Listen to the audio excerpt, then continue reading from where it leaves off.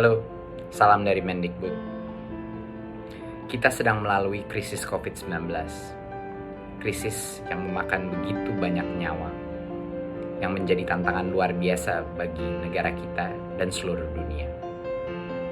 Tapi dari krisis ini, kita dapat banyak sekali hikmah dan pembelajaran yang bisa kita terapkan saat kondisi krisis dan setelahnya pun. Untuk pertama kalinya, guru-guru melakukan pembelajaran lewat online, menggunakan tool-tool baru, dan menyadari bahwa sebenarnya pembelajaran bisa terjadi dimanapun.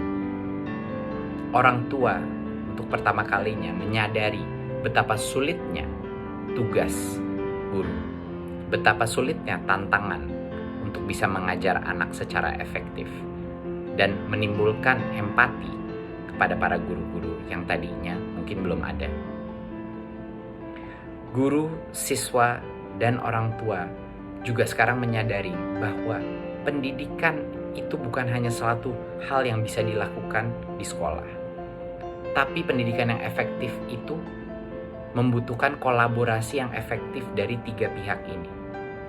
Dan tanpa ada kolaborasi itu, pendidikan yang efektif tidak mungkin bisa terjadi.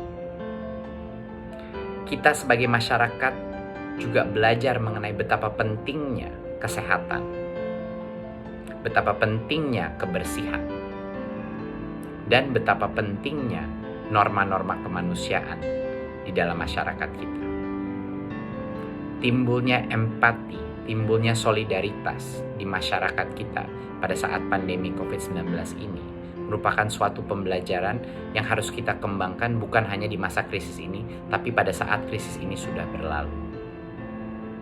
Belajar memang tidak selalu mudah, tapi ini saatnya kita berinovasi. Ini saatnya kita bereksperimentasi.